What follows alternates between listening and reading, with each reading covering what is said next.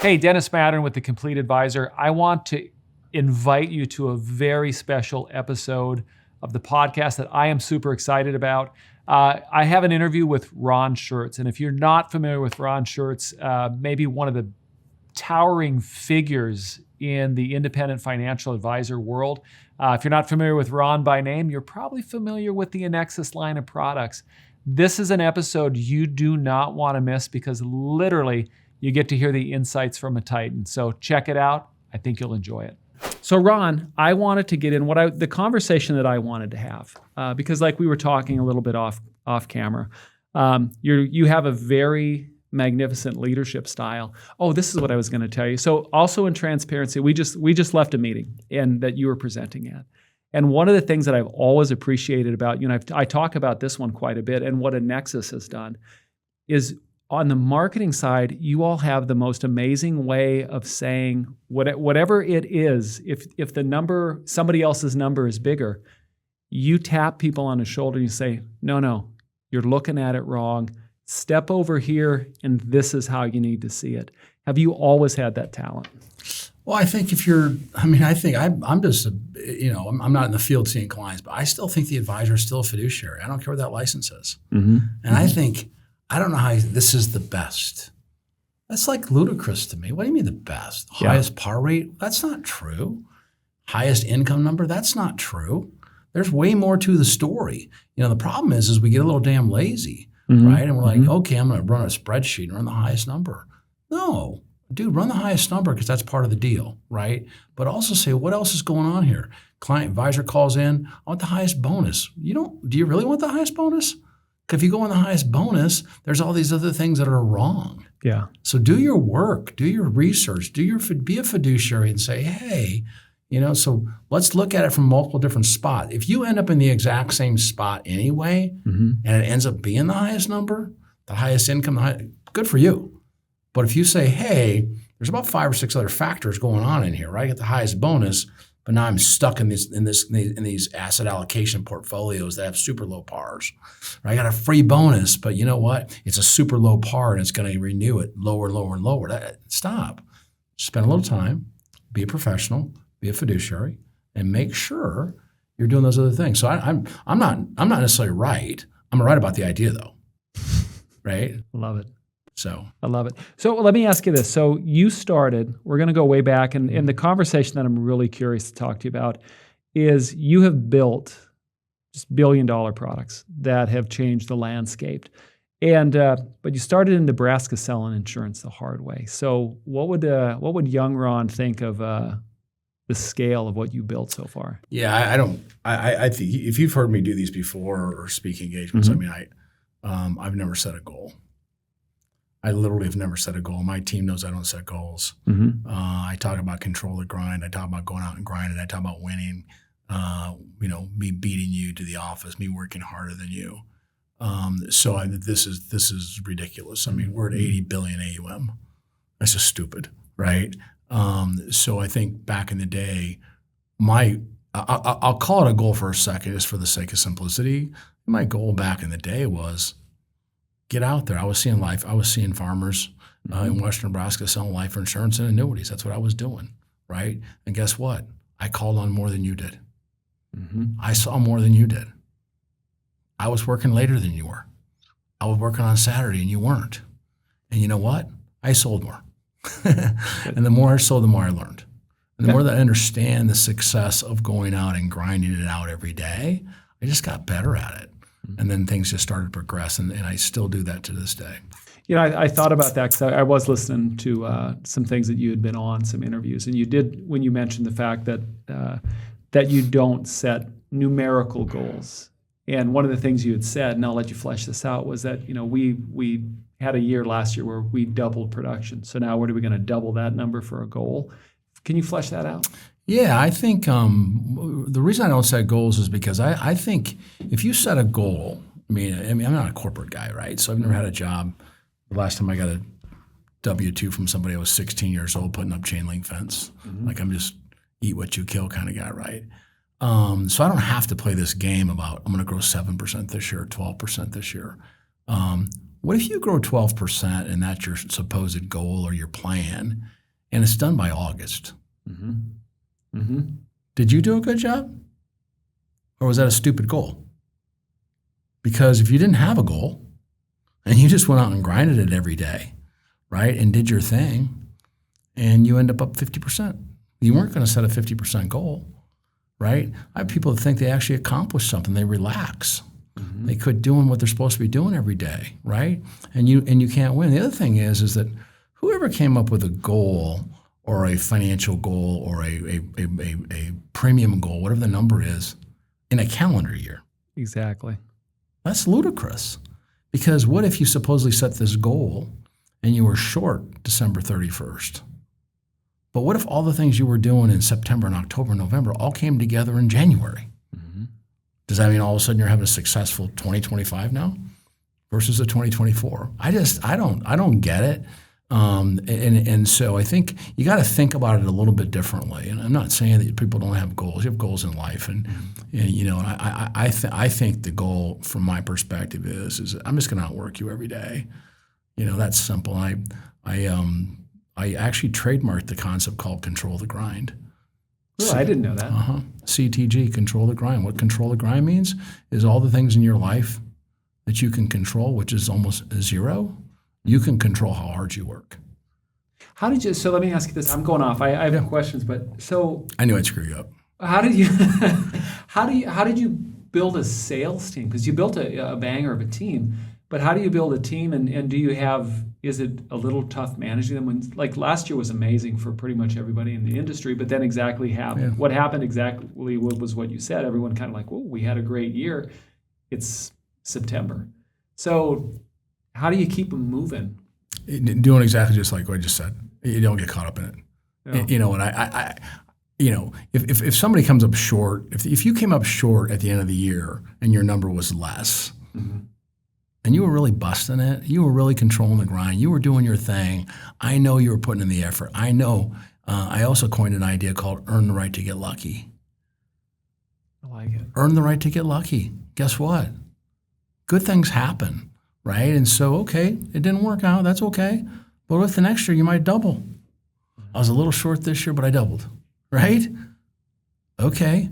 Well, if you look at for 2 years now, maybe this dumb goal you had over here at 10% or whatever the number was, and you end up less than that, you feel like it's a failure, but this year you blew the doors off of it and you doubled. Well, if you take the 2 years together, that's two pretty damn good years. So we got caught up in this calendar thing again, right? And this calendar idea. So I'm like, I don't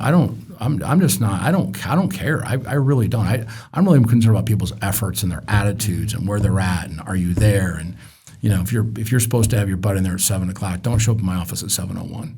Don't do it, right? And does that mean that it's going to be a bad day? No, that means you're disrespectful and your head's not in the game. Do the things that you need to do. Do the extra stuff. Stay longer. Work harder. Do the things nobody else will do, and it'll all take care of itself. Yeah. And that's how we win. And that's how I win. I can't even imagine. I'd say, yeah, one day I'm gonna build. I have 40 companies. Annexus is one of those, and I'm like, I'm gonna have all these companies and different partnerships and relationships, and we're gonna build this company. And we're gonna do, let's go to 80 billion AUM, on our way to 100 billion. Like, who would be that nuts to think that way? But if you go out there and just grind it, things take care of themselves, and here we are. So I had one of our advisors on, top producer, just year over year, and one of the things we were talking about was seasonality and a little bit like that. And he said it echoes what you were saying. Is that he said, how hard? He goes, is it harder to keep a train moving or to get a train started again? And he said, I just never stop the train, and you just keep going. Yeah. So let's talk about Annexus, and let's talk about. Let's go back to day one. So what made Annexus different? That attitude, or what do you think? Well, the attitude's part of it. And to be honest with you, we got a couple competitors, as you know, Dennis, in the product development side, but nobody did this before, right? And so when my competitors, and no disrespect to my partnerships at the insurance companies, my competitors are the insurance companies, right? Because the insurance companies were the only one that were doing product development. Right? They were the ones, they invent their own products, they put it on their own paper, they get it out to maybe the IMO distribution, independent distribution, whatever that might be. That's pretty that's a pretty low level for me to start at, to be real honest with you, because there's nobody at the insurance company that's ever sat in front of a client. Mm-hmm. There's not one of them that have ever owned or ran an IMO. Mm-hmm. I mean, they're behind the eight ball immediately for me, right?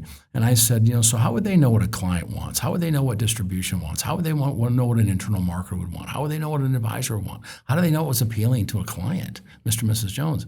I knew all that. I did it all, right? So I'm like, okay. So instead of waiting for the insurance company to create product, I said, we're going to create it. We're going to do some things different. We're going to think differently. I don't need a focus group to figure out, do you think this will work? Do you think this will sell? I already know it's going to work. I already know what's going to sell. And if you have the core value of making sure it works for the client, and you make sure it works for the client, and make sure it works for the advisor. And of course, it's got to work for the insurance company. But I mean, that was a pretty low hurdle for me to go, oh, you're my competitors. Okay, you guys have never done any of this. And that's where we started. And that's the beauty. And of course, the limited distribution structure we put together, which is kind of a secondary conversation. But I mean, that was the win. That was interesting. So along in my career back in the O's, I was part of a startup IMO, and we didn't have access. Yep. And I remember, now this was back in the single digits of the 2000s. And one, it was hard to find stuff on the internet, but you could not find a thing if you weren't part of the group. Yeah, that's part of the. And no one was talking. No, limited distribution. We just said, hey, you know what? We're in the recruiting business, recruit advisors, recruit partnerships, recruit relationships.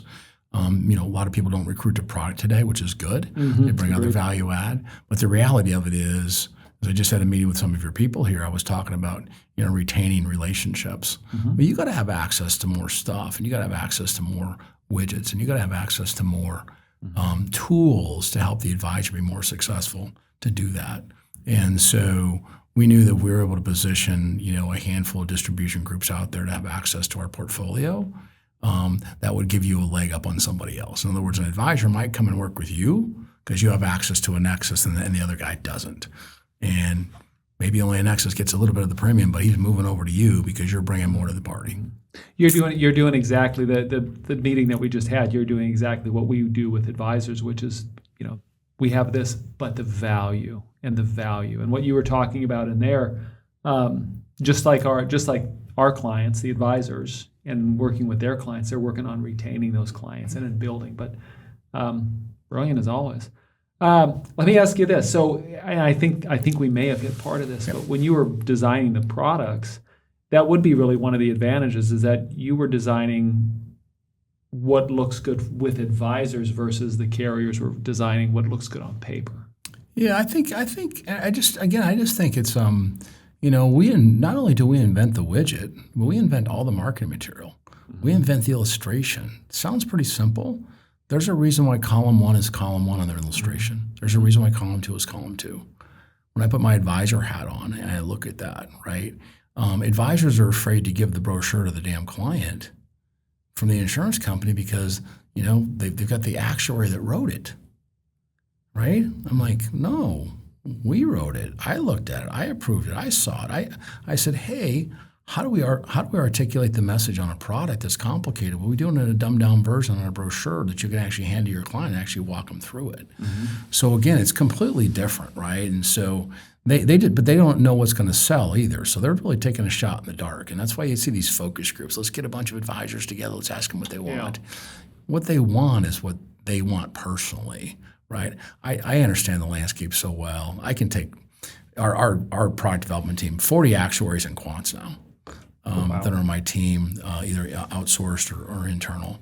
And I always talk to my guys about, you guys are always trying to figure out how the watch is built, but I know what time it is.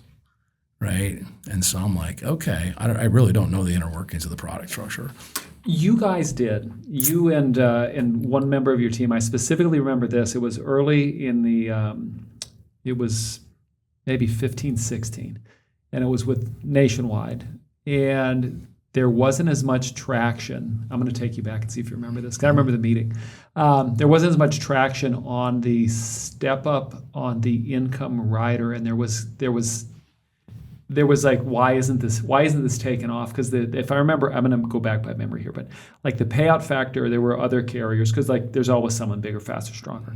Somebody had higher, and what was being missed, and then you guys saw it, was the rise in the income, the annual payout factors. Man, you're going to have to help me if you remember this. I don't remember all that. So what ended up happening is other people were saying, hey, our roll-up, that's where it was. Our roll-up rates are these bigger numbers.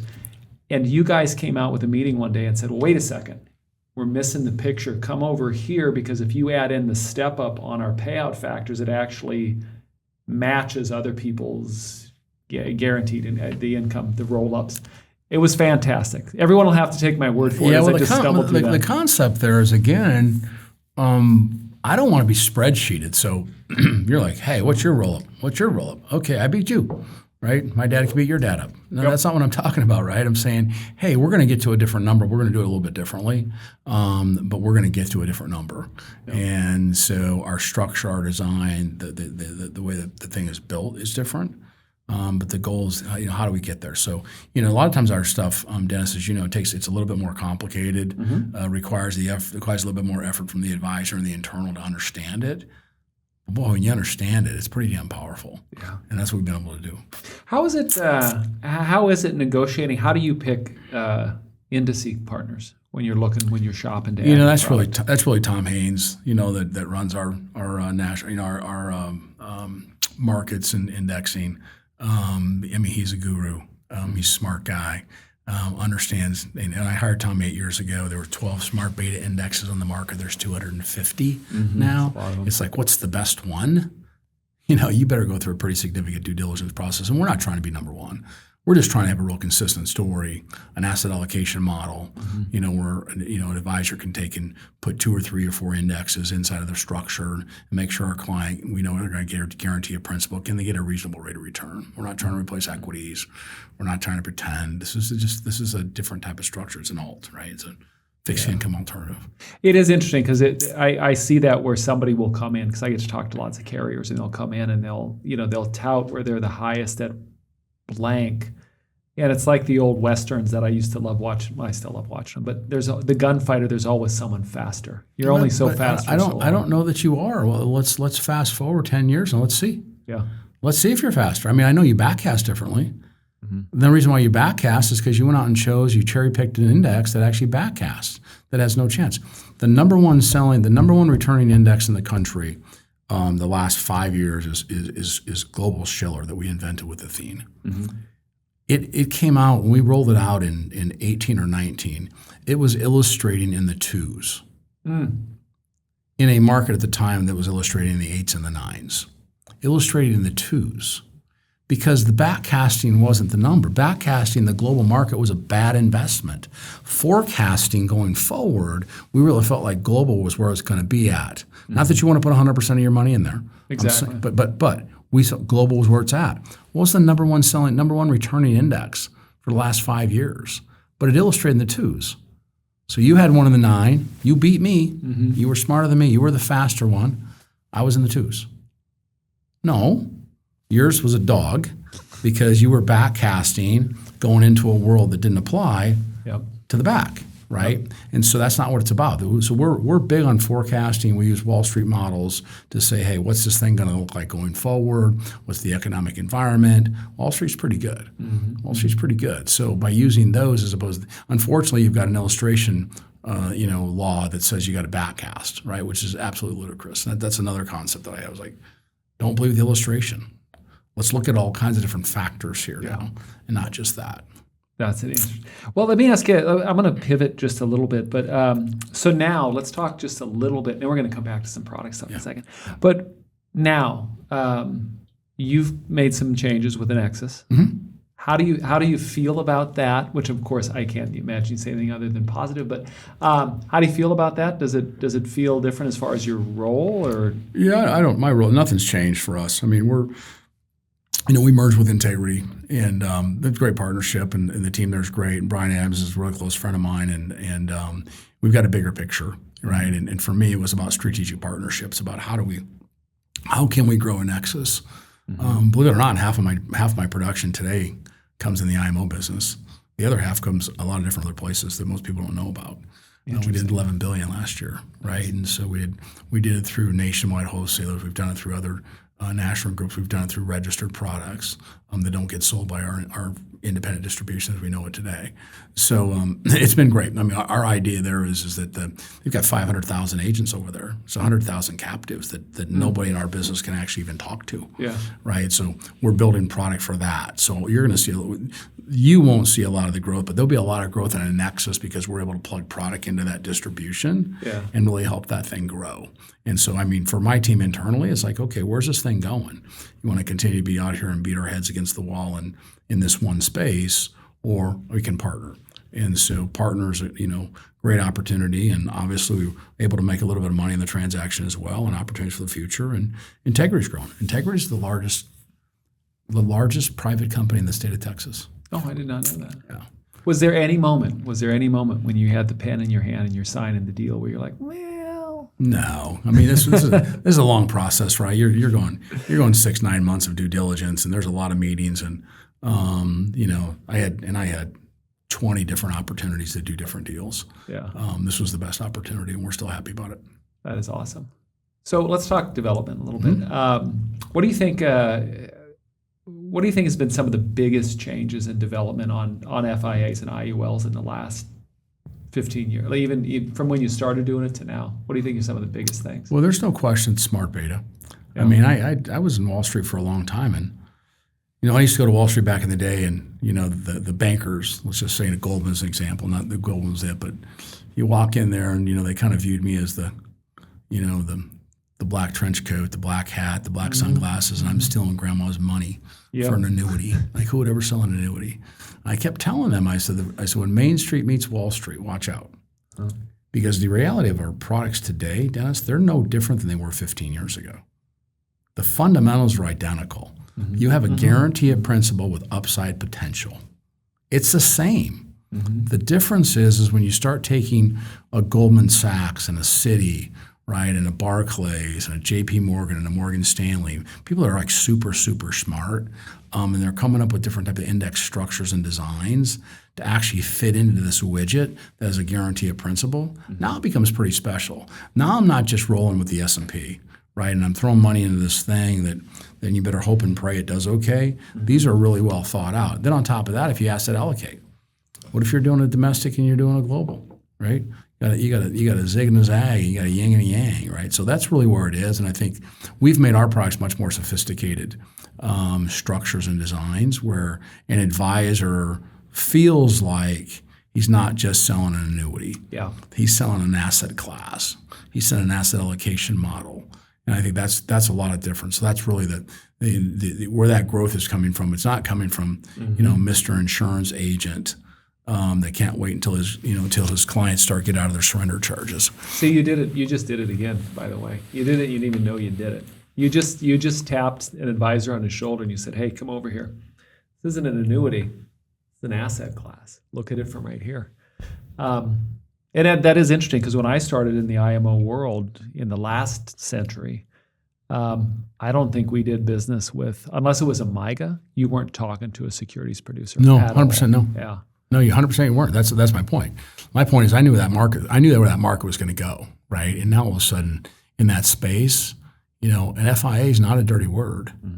If you took the word annuity out of it completely and just called it an FI, or you called it an alt, right? And you explain what the alt was, the fact that you have guarantee of principal upside potential, you can asset allocate in 3 or 4 different types of indexes. And then you told them after the fact it was an annuity. Yeah. Right? They just view it differently. And that's really what we've been able to do that.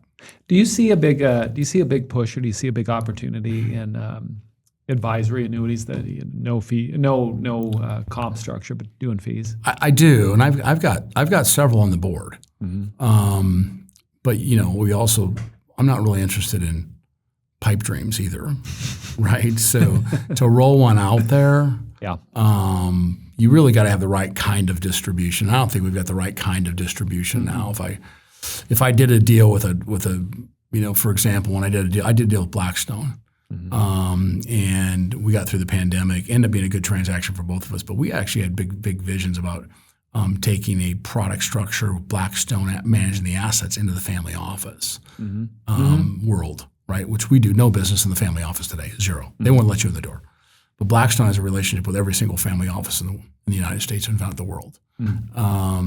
And the fact that I would be rolling in there, let's just call it nationwide as an example, but a Blackstone product, that changes the look, in the family office thing. So other than a situation like that would allow us to be able to get into some other areas, we're not quite ready for it right now, not from a product development perspective. What do you think, how do you think regulatory pressure changed the way that you've done new product design? So we keep having these jurisdictional inroads where somebody wants to, I really feel they just want a piece of the pie, or they want to cover where the action's at. Has that caused you to give any consideration as you build? I actually have no problem with it. I mean, I have no problem. I don't want the overreaching part, right? I mean, you still want the advisor to be the advisor. This DOL stuff back in the day here was like, okay, you got to give the client the best choice, the best one. Everybody's building tools that you're running all these things, and all of a sudden this one pops out at the end. This is the best one. That's not true. That's not true at all. The best ones are, hey, Mr. and Mrs. Jones, here's 3 or 4 options that I think can work for you. Yeah. And it's not the best one, because I could say the same 3 or 4 options with my next client that comes in the afternoon. They choose something different. It's really about it's really more around the fiduciary part, right? And hey, you can't just do it just for commission. That's why this big disclosure on commission, which I don't love, but that's what it's about. It's more about that. So I don't have a problem with it. We don't like the overreaching part. We don't want to have all this crazy disclosure and things. I think if you stay on the fiduciary rule, you're in pretty good shape. Yeah. I want to pivot here. So you've been known for just amazing annuity products, but Annexus is doing some pretty cool things in the IUL world. What do you see as far as growth over on that side of the ledger?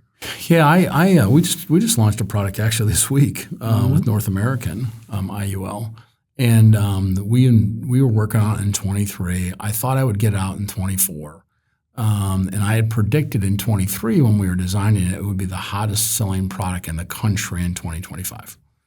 Nice. We just got it out now. That's just kind of how the thing works, right? Yeah. It will be the hottest selling product in 2026. And what we've done in there is typically in the IUL space, the advisor's like, hey, I want a 1-year point-to-point the S&P. Like, dude. So we built a 1-year point-to-point with the S&P in the product, but I also built multiple other kinds of different structures. So we got smart beta in there. We've got a 1-year and a 2-year and a 3-year reset. The difference between the 1-year point-to-point, the 1-year point-to-point is like 240% par, but a 3-year point-to-point is 410% par on the exact same index. We're like, wow, if it does 3%, one's 240 times 3, one's 410 times 3. Now, at the same time, maybe you want to go 1 year and 2 year, maybe you want to go 3 year, maybe you want to mix and blend it, right? Then we've got a new concept called a trigger, a dual trigger, that if the S&P goes 0 or 0.1%, we automatically credit 8. If it goes down, but doesn't go down more than 10, we credit 2. It's kind of bringing a little RILA world into the. I mean, it's a fixed product. It's part of the IUL. The point being is that's not the be all to everything, right? I also have a 1-year point to point in the S&P. So we've got the structures and the designs, but a lot of flexibility, right? So again, the product goes up 0.1%, S&P goes up 0.1%, we automatically credit you 8. Now if it goes up 10. You only get 8. But how many times forecast for S&P over the next 10 years is 4.8. Yeah. So again, the concept though is to be able to take, hey, maybe you like that, but you don't want to put all your money there. Maybe you want to put part of the money in a capped S&P, part of the money in this dual trigger, part of the money in a 1-year smart beta or 3-year smart beta. How do you want to be able to do that? And when renewals are up, when the term comes up, you want to have multiple different choices that you can pivot based on the economic environment. Exactly. So that's why this thing's pretty hot. It's going to be pretty hot. So we're pretty excited about it. Do you think so? With that being said, do you see as you move forward, do you see kind of equal product development on both sides, the annuity side, the IUL, or do you see a little more action one way or the other? I don't think. I think we're still going to leave with the annuity, but I have a lot more distribution now. With my new partnerships, right? So we've got a lot more place. I mean, right now on the integrity side, we're $700 million in target. Nice. $1.5 billion in life insurance premium. So we've got a lot of places to go and do some things that are unique and different that are already part of the Integrity family that we'll build things for.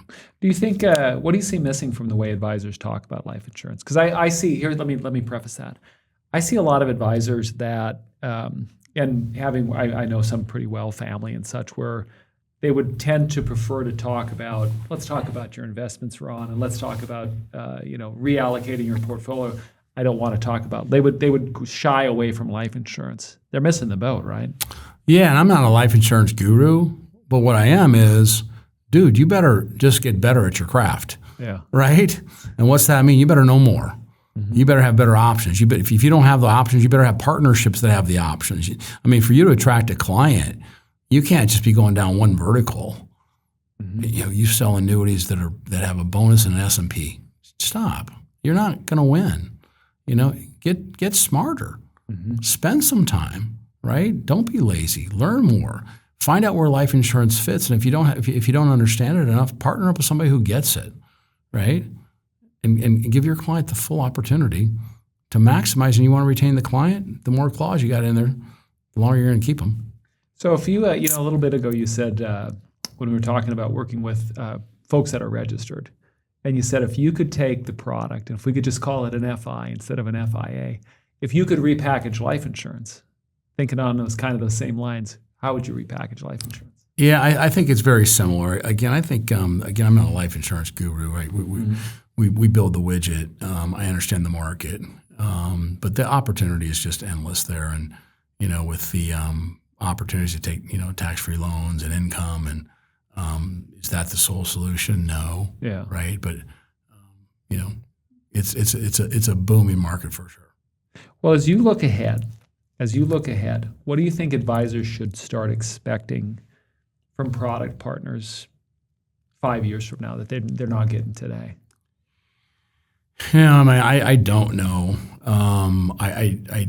I just think that you've got to have a much wider portfolio of choices, mm-hmm. right? I mean, currently in our Annexus portfolio, we've got 250 choices in the portfolio, mm-hmm. to the point where it's exhausting and maybe confusing. But we have choices, right? And I think that continues to be. I mean, there are still products out there today that give you a free bonus in the S&P.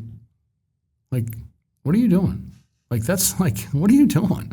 I mean, that's not the play. The play is okay, I got a free bonus that's supposedly free, right? But there's all these different things that happen inside the product that give my client some flexibility. And by the way, the structure that you choose today, when that thing renews in a year or two and it resets, mm-hmm. do I have choices to go someplace else, or are you stuck there? Mm-hmm. Mm-hmm. You can't be stuck. You've got to be able to move. Yeah. You might stay.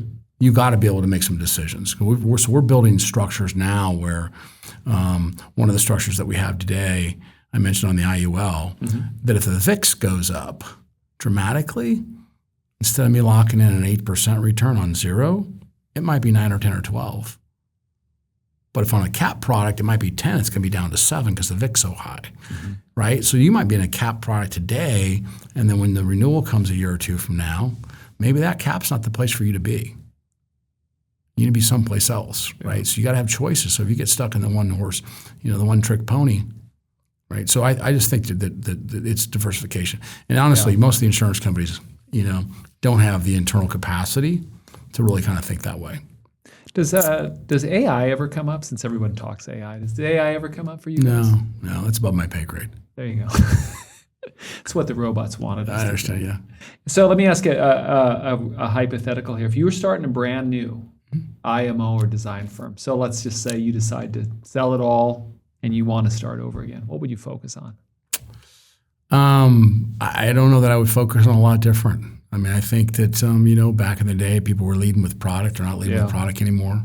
They're leading with ways to grow people's businesses, right?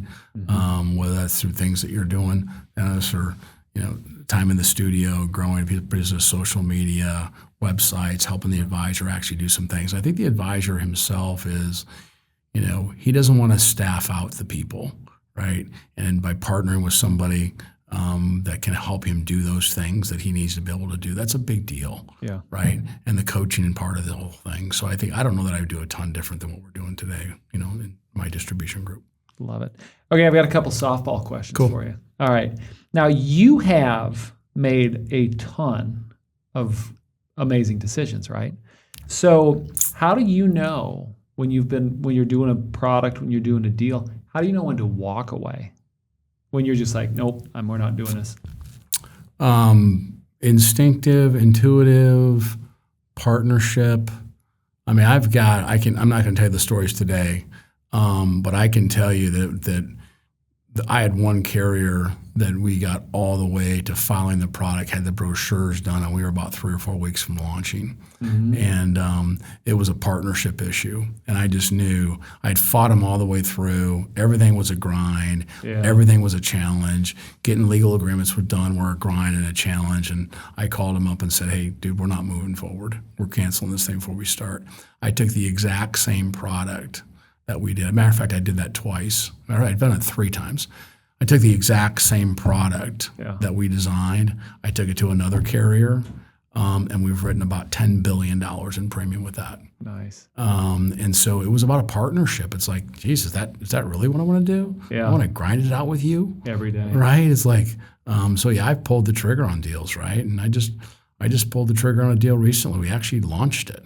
And 6 months in, it was exactly what I thought during the time we were working together. And I had to pull the trigger and say, dude, we got to move.